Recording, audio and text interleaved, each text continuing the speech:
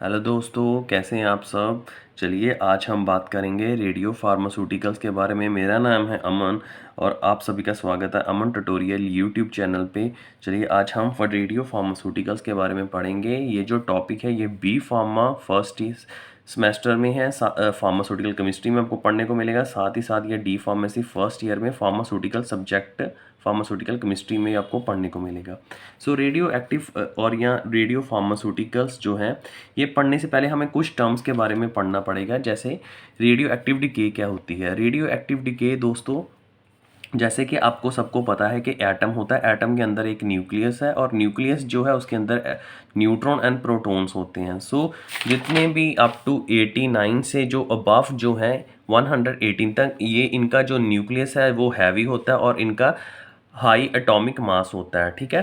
सो क्या होता है कि भी बेसिकली जो ये इनका हाई एटॉमिक मास होने के कारण या इनका हैवी न्यूक्लियस होने के कारण ये जो अपनी एनर्जी है ये in the form of energy को in the form of radiation या पार्टिकल की फॉर्म में निकालते हैं।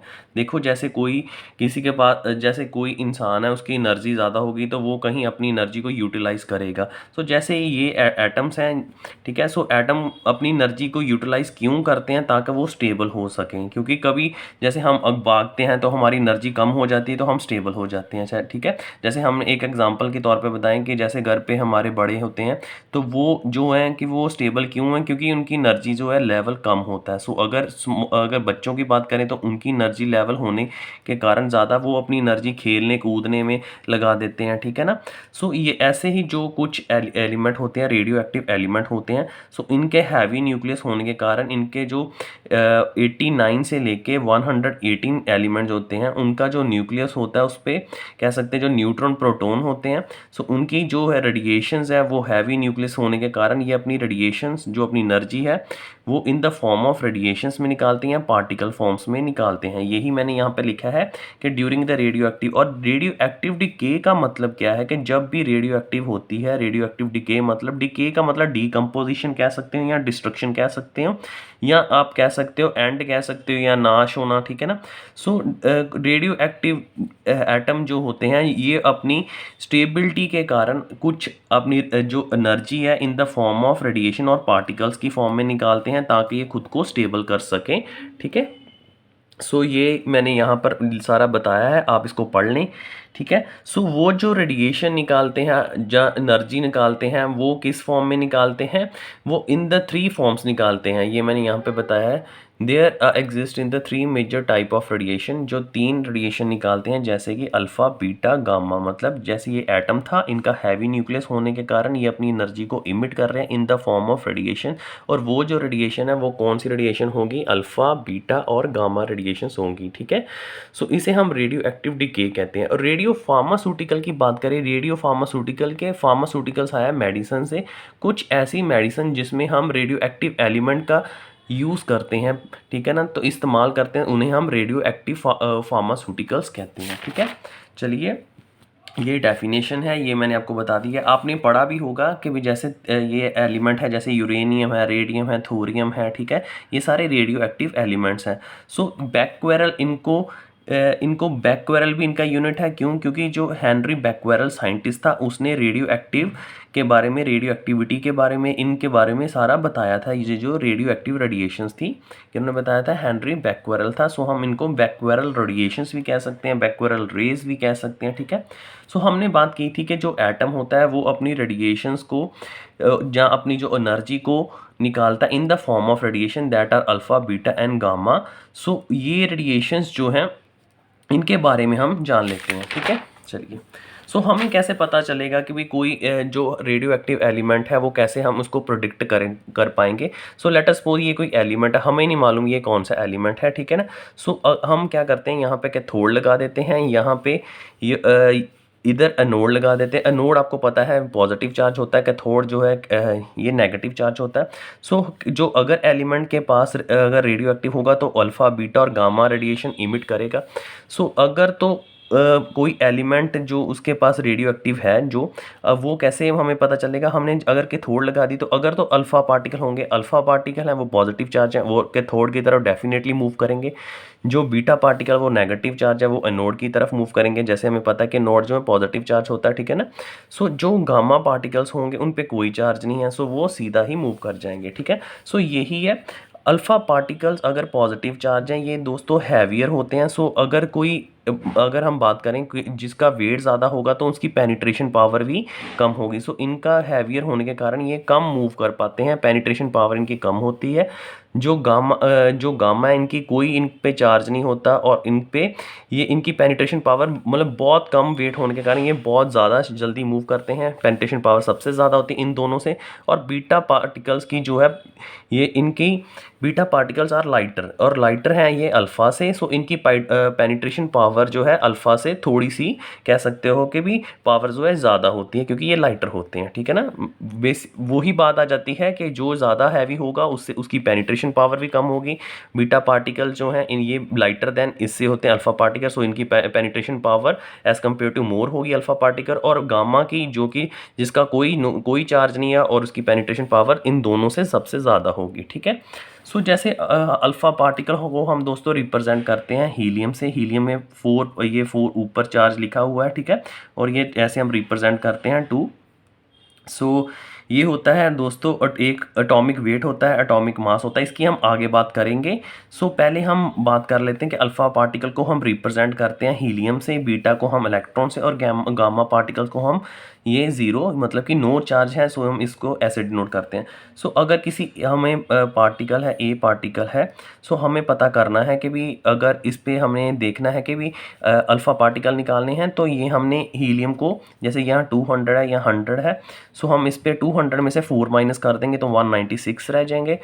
तो उसके बाद आगे आ जाता है कि जैसे हमने 2 लिखा था तो यहाँ 100 था तो -2 कर देंगे तो 98 आ जाएगा, ठीक है। सो बीटा पार्टिकल अगर हमने पता करने हैं किसी पार्टिकल एक ये जो एलिमेंट इसमें पता करने के बीटा पार्टिकल कितने हैं, सो 1 इलेक्ट्रॉन माइनस कर देंगे। सो 1 इलेक्ट्रॉन माइनस यहाँ से हम ऐड कर देंगे यहाँ पर। सो यहाँ पर जो 100 था यहाँ पर क्या आ जाएगा अब 101 आ जाएगा, ठीक है। और 200 एज इट इज़ ही रहेगा। अगर हमें पता करना कि ये जो हमने एलिमेंट है इसमें कितने गामा पार्टिकल्स हैं तो गामा पार्टिकल नो चार्ज है तो ये एज इट इज़ ही रहेगा। अल्फ़ा पार्टिकल का हमने हीलियम को कंसिडर किया है तो हम यहाँ पर 4 माइनस कर देंगे जो अपर पार्ट है और जो सेकंड में से जो 100 है यहाँ से 2 माइनस कर देंगे 98/96 आ जाएगा, ठीक है। सो उसके बाद हम बात कर रहे हैं आइसोटोप की बात करेंगे दोस्तों। मैंने आपको पीछे जैसे बता रहा था हीलियम की। सो ये जो ऐसे एक पार्टिकल्स होते हैं पार्टिकल सो पार्टिकल्स में क्या होता है कि भी आइसोटोप्स हैं। जैसे आइसोटोप्स क्या होते हैं दोस्तों, आइसोटोप्स वो होते हैं जिनका एटॉमिक वेट जो है 16 होता है, एटॉमिक नंबर जो है 8 होता है। So the same atomic number जिनमें जैसे ये 2 पार्टिकल्स इनमें सेम जो है एटॉमिक नंबर है, आप एटॉमिक नंबर देख सकते हैं इनका सेम है और एटॉमिक वेट जो है वो डिफरेंट है, इन्हें हम आइसोटोप्स के बोलेंगे। आइसोबार होंगे जिनमें डिफरेंट एटॉमिक नंबर, जैसे ये एटॉमिक नंबर डिफरेंट है और ये जो एटॉमिक वेट जो है वो क्या है सेम है, ठीक है। तो आइसोबार में सेम एटॉमिक वेट होगा और डिफरेंट एटॉमिक नंबर होगा। आइसोटोप में सेम जो है वो क्या होगा एटॉमिक नंबर है जो सेम होगा, एटॉमिक वेट डिफरेंट होगा, ठीक है। ये आप पढ़ लेना। सो रेडियो एक्टिव डिके के बारे में भी हमने पता कर लिया है।